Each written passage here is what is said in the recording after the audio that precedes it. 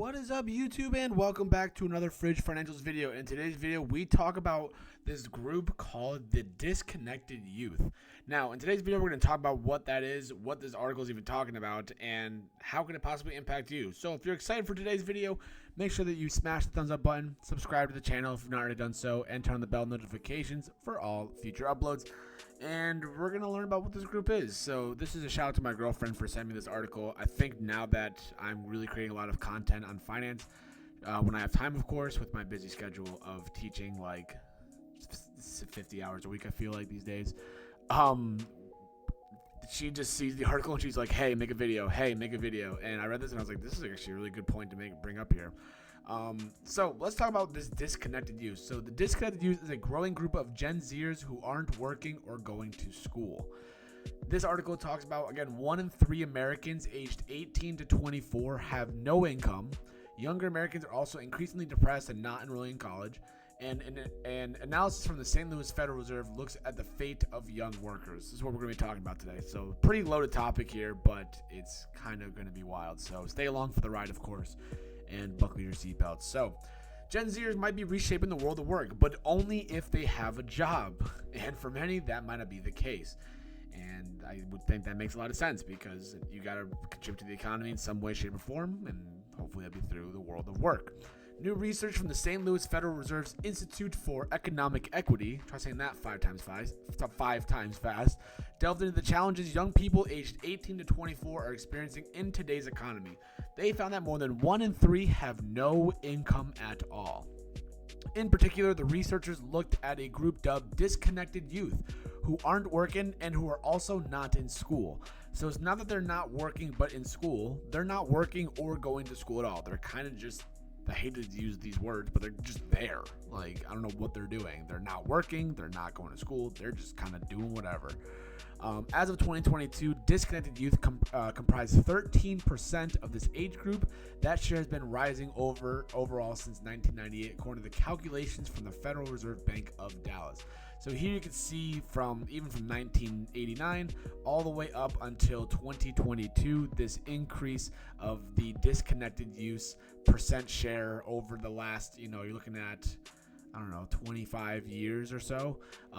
And this big spike happening during the pandemic. We'll get into that a little bit more.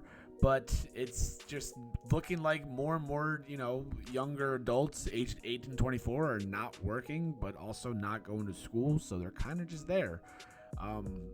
That's kind of terrifying to think about, to be honest. I don't really know how I feel about that, but it's kind of terrifying to think about, where these people are going to be going into the world and trying to hopefully contribute to society, the economy, and to the workforce and everything else. But the number keeps increasing. Like down here, it was down at 10%. That's the lowest it's ever been, and then it's been just straight uptick, just straight up here, nonstop more. But anyways, to be sure, many Americans don't yet have an income because they're still in school and living off of loans or family assistance. Definitely true. I mean, obviously college is ridiculously expensive as per usual. And if they're still in school, they're going to be staying at home to try to have less bills and to stay as long as they can until they can pay off their student loans and then hopefully have either an apartment to rent or a house. But for those who are not, the lack of income could hurt Gen Z's ability to save money for retirement or make bigger purchases down the road. It can also take a toll on their mental health, weighing them down as they try to progress in a tough economy. And you can say that so many times over. Right now, we are in definitely a tough economy. We have inflation going down, then inflation going up, then inflation going down, then going up. We have 6 rate cuts. Now we have 3 rate cuts. Now we might even get 1 rate cut. Who really knows? CPI data came out. By the time you're watching this video, for me when I'm recording this, it came out yesterday, and it shows an uptick in inflation again. And I'm like, oh my God. It dipped down, and you can look at it dip back up. So who knows how many rate cuts we could possibly have, because if inflation's coming back around again, you're not going to get interest rate cuts anytime soon at all. It's a tough economy. We're living in a tough economy right now. Inflation is killing a lot of the average Americans, myself included, with everything being expensive and everything else. It's been tough. So younger Americans are facing stagnant incomes. The Dallas Fed found that even after a post-pandemic dip, the rate of disconnected youth has increased since the end of 1990s. At the same time, college enrollment rates have been dropping as younger Americans contemplate whether continued education is worth it, especially with tuition being ridiculous. One of my first videos I think I made on this channel talks about the rising inflation, or the rising tuition, I should say, of college, and they raise it on average like 4% a year. I'm like, what the heck is that? 4%? Where do you get this number from? So that's insane, especially amidst the ballooning student debt crisis, which we already know about. For many Gen Zers, staying at school isn't important to them, and I hate to say it, but I have students that are seniors at the high school, and they're like, "What do you want? What should I do after high school?" I'm like, "Well, I mean, if you're not quite sure, don't just enroll in college because you have nothing else to do, because you're just going to enroll in college and say you hate it. You just lost like $10,000 and you have that much in debt. Some people are just taking the path of just going to go work their way up in whatever kind of job they have, right? Some people are going to take a year off, think about it, and then maybe go back if they want to. Some people just aren't sure, and that's totally fine. I know that like my generation of going through high school is like, as soon as you're done with high school, boom, get into college, get your degree, get out, and get a good job. I think these days this is not the case anymore, and that's coming from me, who's not even that old compared to like other people who say that. I don't see that as being like the end-all be-all. You have to go to college after this. There's definitely plenty of different avenues to take, to explore, and even to think about what you could possibly do in the future. Because again, you're paying thousands of dollars in college. Like, it's not cheap, right? So, I mean, I see this happening day in and day out in my high school. It's the same thing. It's nothing new, but it makes sense. There's valid arguments to this. A lack of income has weighed on many young adults' ability to build wealth. For young adults, the median household has a net worth of $11,200. According to the St. Louis Fed analysis, way lower than the typical U.S. household of $192,100. Now, I mean, to me that just makes sense. I hate to say it, but young adults 18 to 24, it's very, very hard you're going to have this net worth of $192,000 from 18 to 24. It's definitely true. But, depending on what the income is that you have, obviously you can work way up for jobs and everything else. But even my net worth right now, when I'm at 28, my net worth is not $192,000. I'm hopefully getting close to $100,000. I want to get to over $100,000 before I'm 30, which is still way above the average for my age group. But I mean, yeah, it's you're just starting out. You're just starting to pay bills. You're starting a job and you're coming in at entry level, maybe $17 an hour in some places, $15 an hour other places, even still like $12. It makes sense. You're coming out of high school or college or whatever with entry level pay. That just is what happens. You work your way up. Entering adulthood without any job or any source of income can have significant impacts for young adults later in life. I mean, you need to make money, right? For example, as the research explained, a lack of financial stability means a lack of savings. They won't be able to put money into retirement and invest in their futures. True. If you don't have money to put into investments, into savings, and retirement, you're going to be in a lot of trouble because you're going to be working until you can't literally physically work anymore here. But it all comes down to income and how much you're making and everything else. You also can't buy a home or start a business. You can't do those kind of things without an income. You can't just be like, I'm going to pay you in happiness and smiles. They're going to be like, can you give us $1,000? I'll pay you with a smile. And then they'll laugh at you and kick you out. But in serious note, you really can't do that. You need to get a job, right? You need to make money, okay? That comes as their millennial and Gen Z peers are already starting down a looming retirement crisis as student loans eat up savings and pensions are replaced with income and market-based retirement plans. Yeah, again, I mean, things eat away your expenses and everything else. Student loans are just ridiculous. It's just how the young Americans are working with right now, and it's insane because it wasn't that long ago that I was classified as a young American from 18 to 24. That was 4 years ago for me. And the number of young adults with no income has been on the rise. In 1990, around 1 in 5 young adults said they have no wage or salary income. As of 2022, it's over 1 in 3. So 1 in 3 young adults say they have zero income. Zero. Like a big fat zero. Just like the bank account will be. Zero income. That is insane. This is striking because the labor market in 2022 was the strongest on record, and yet real incomes inclusive of zero-wage young adults remained essentially unchanged as this group made up an increasing portion of the young adult population. You can see the chart here as you look at how the prices increase. So from 1969 to 2022, all adults adjusted incomes for inflation, of course, has gone up over $24,000 from 1969 all the way to 2022, up $24,000. Obviously, at the peak of the year here before the pandemic, and then things kind of came off a little bit. But look at just the young adults, 28,000 to 37, a whopping $9,000 difference in 54 years, or 53 years technically. 53 years up 9,000. 53 years up 24,000. That's crazy. Struggling to hold down stable employment can negatively impact mental health, and rising healthcare expenses may make it even more difficult for many younger Americans to get the care they need. Yeah, I mean, that's 100%. Again, all these things they're talking about from Business Insider is just things that, like, you read about and you're like, yeah, that makes sense. You know, while young adults and older adults had similar rates of depression through 2017, a gap opened up after that point, and by 2022, young Americans were much more likely to report depression than older adults, according to the St. Louis Fed's analysis of the National Health Interview Survey. So many things to cite, but think about it. Pandemic, 2019, people started getting laid off. Who was getting laid off? People that were working the lowest wage jobs and getting paid probably basically minimum wage, if anything. Things were shutting down.